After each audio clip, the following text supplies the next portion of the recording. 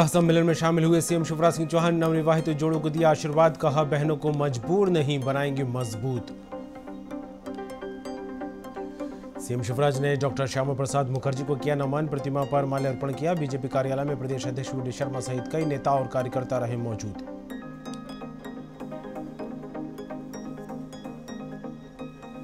CM Bhupesh Baghel ने किया centre of excellence का भूमि पूजन। कार्यक्रम में स्वास्थ्य मंत्री टीएस सिंहदेव भी रहे मौजूद। मुख्यमंत्री ने कहा 4.5 सालों में बदली प्रदेश की तस्वीर। छत्तीसगढ़ विधानसभा चुनाव को लेकर कांग्रेस ने तेज की तैयारियां। 26 से 28 जून तक विधानसभा प्रशिक्षण शिविर का होगा आयोजन। हर बूथ पर मजबूती का रहेगा लक्ष्य। मध्य प्रदेश में भी तूफान बिपरजॉय का असर। भोपाल समेत कई इलाकों में हुई तेज बारिश। अगले 2 से 3 दिन मध्य प्रदेश में हो सकती है मानसून की एंट्री। आप देख रहे हैं न्यूज़ वर्ल्ड, मैं हूं आपके साथ मोहम्मद कमर खान। सीहोर के भैरुंदा में मुख्यमंत्री कन्या विवाह योजना के तहत सामूहिक विवाह सम्मेलन का आयोजन किया गया। इस कार्यक्रम में मुख्यमंत्री शिवराज सिंह चौहान और उनकी पत्नी साधना सिंह भी शामिल हुई। सीएम ने कहा कि हमने बेटियों और बहनों के लिए योजना बनाई, बहनों को मजबूर नहीं आर्थिक रूप से मजबूत बनाएंगे। इस दौरान मुख्यमंत्री ने सभी नवविवाहित जोड़ों को आशीर्वाद भी दिया और उनके उज्जवल भविष्य की कामना की। भगवान से यही प्रार्थना करता हूँ कि सुख समृद्धि और रिद्धि सिद्धि आप सबकी जिंदगी में आए और ऐसी कृपा आप पे बरसे कि कभी आपके पाँव में कांटा भी ना गड़ पाए। यहाँ शुभ विवाह भी संपन्न हो रहे हैं और बेटियों का निकाह भी संपन्न हो रहा है। अपनी अपनी पद्धति और परंपरा से ये विवाह संपन्न हो रहे हैं। ये योजना मैंने बनाई थी, बेटियों की शादी की योजना 2006 में, और तब से लेके अब तक लाखों शादियां हो चुकी हैं।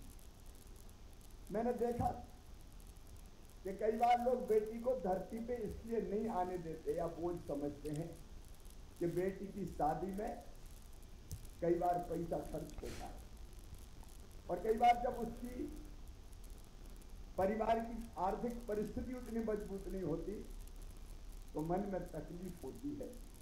और इससे मुझे लगा कि बेटी तो भगवान की दी हुई सबसे कीमती और सबसे अमूल्य धरती को अगर भगवान ने कोई बनाया है तो बेटियों को बनाया है। बेटी बोझ ना रहे, बेटी तो वरदान है, बेटी तो स्नेह प्रेम और आत्मीयता है। बेटी के बिना सृष्टि नहीं चल सकती, बेटी के बिना दुनिया नहीं चल सकती।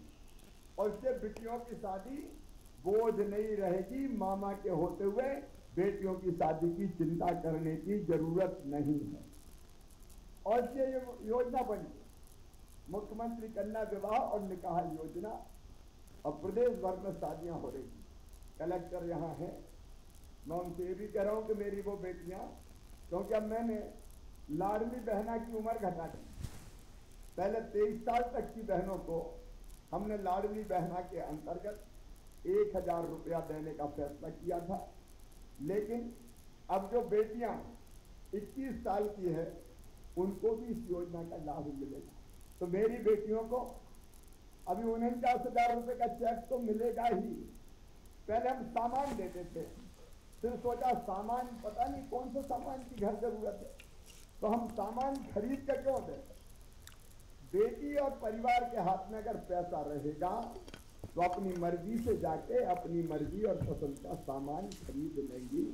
इसलिए प्रतीकात्मक चेक मंच पर देंगे 5, और बाकी आज ही सभी बेटियों को ये चेक दे दिए जाएंगे।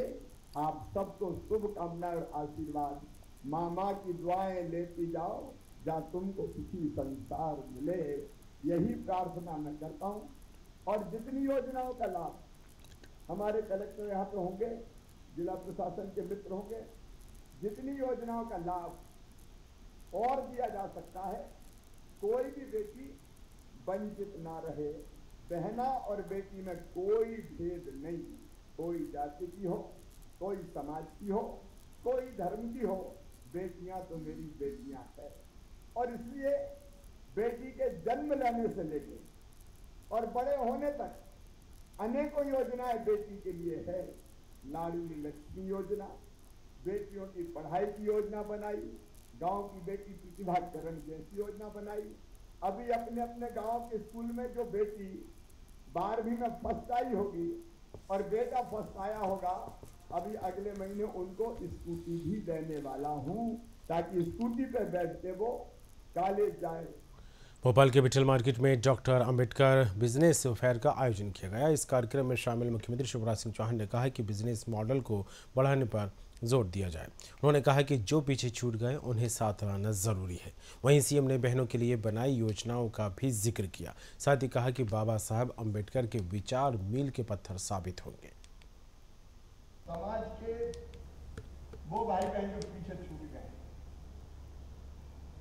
उनको साथ लाना हमारी ड्यूटी है। बहनों के लिए भी कई विशेष योजना हमने तैयार की। उसमें से एक है मुख्यमंत्री लाडली बहना योजना। वो भी सामाजिक क्रांति है। मैं उसके बारे में बहुत विवरण नहीं दूंगा, लेकिन एक सामाजिक क्रांति, इंडस्ट्री उद्योगों की दृष्टि से हम आगे बढ़े। मुझे पूरा विश्वास है डॉक्टर बाबा साहब अंबेडकर बिजनेस फेयर उसमें मील का पत्थर साबित होगा। और अवेयरनेस के शिविर जो आप लगाएंगे, आप अलग अलग तय कीजिए, पूरा डिपार्टमेंट आपके साथ रहेगा। और मैं भी कोशिश करूंगा कि एक आध जगह मैं भी अवेयरनेस से आपके शिविर में आऊं और दूसरे उसमें से नाम आप सागर। भारतीय जनसंघ के संस्थापक डॉक्टर श्यामा प्रसाद मुखर्जी के बलिदान दिवस पर भाजपाइयों ने उन्हें याद कर श्रद्धांजलि दी। प्रदेश भाजपा कार्यालय के सामने स्थित डॉक्टर श्यामा प्रसाद मुखर्जी की प्रतिमा पर मुख्यमंत्री शिवराज सिंह चौहान, पार्टी के प्रदेश अध्यक्ष और सांसद विष्णुदत्त शर्मा सहित पार्टी पदाधिकारियों ने माल्यार्पण कर उनका स्मरण किया। इसके बाद प्रदेश कार्यालय प्रांगण में स्थित डॉक्टर श्यामा प्रसाद मुखर्जी की प्रतिमा पर माल्यार्पण कर श्रद्धा सुमन अर्पित किए गए। इस मौके पर मुख्यमंत्री शिवराज सिंह चौहान ने कहा, आज का दिन हम सब के लिए बहुत ही महत्वपूर्ण है। आज ऐसे सपूत को श्रद्धांजलि देने हम एकत्रित हुए हैं जिनकी संकल्प से कश्मीर से धारा 370 हटी। डॉक्टर मुखर्जी मौलिक चिंतक, राष्ट्रवादी विचारक, भारतीय जीवन मूल्य के संस्कारित पुजारी थे। उन्होंने ही भारतीय जनसंघ की स्थापना की थी। मुखर्जी के संकल्प को भारतीय जनता पार्टी की प्रधानमंत्री नरेंद्र मोदी सरकार ने नेतृत्व में पूरा किया है। अब मोदी जी के नेतृत्व में भारतीय जनसंघ की स्थापना जिन आदर्शों के लिए हुई थी, उन एक एक आदर्शों और सपनों को पूरा किया जा रहा है। वहीं प्रदेश अध्यक्ष वी डी शर्मा ने कहा, डॉक्टर मुखर्जी ने कश्मीर में धारा 370 हटाने को लेकर जो संकल्प लिया था और उद्योग मंत्री पद से इस्तीफा देकर जेल गए थे, वहीं पर उनका बलिदान हुआ था। आज वे संकल्प पूरा हुआ है। जिनके संकल्प से कश्मीर में धारा 370 हटी, डॉक्टर श्यामा प्रसाद मुखर्जी उद्भट विद्वान, मौलिक चिंतक, राष्ट्रवादी विचारक, भारतीय जीवन मूल्य, परंपराएं, संस्कृति के पुजारी थे और उन्होंने ही भारतीय जनसंघ की स्थापना की थी। आज हम सब ये कहते हुए प्रसन्न हैं, गर्व है हमें कि डॉक्टर साहब ने जो बलिदान दिया था कश्मीर से धारा 370 हटाने के लिए, भारतीय जनता पार्टी की सरकार ने प्रधानमंत्री नरेंद्र मोदी जी के नेतृत्व में उस संकल्प को पूरा किया है। कश्मीर से धारा 370 हटी है और अब मोदी जी के नेतृत्व में भारतीय जनसंघ की स्थापना जिन आदर्शों के लिए हुई थी, एक एक करके उन सबको पूरा किया जा रहा है। डॉक्टर श्यामा प्रसाद मुखर्जी हमारे आदर्श हैं और उनके बताए हुए मार्ग पर ही आज भारतीय जनता पार्टी की सरकार केंद्र में भी चल रही है। आदरणीय मोदी जी के नेतृत्व में गृह मंत्री आदरणीय अमित शाह जी है और भारतीय जनता पार्टी की मध्य प्रदेश की सरकार भी उन्हीं आदर्शों पर चलकर उनके सपनों को पूरा करने का काम कर रही है। वो हमारे प्रकाश स्तंभ है, प्रेरणा पुंज है। उन्होंने एक एक संकल्प जो लिया है वो पूरा किया जाए।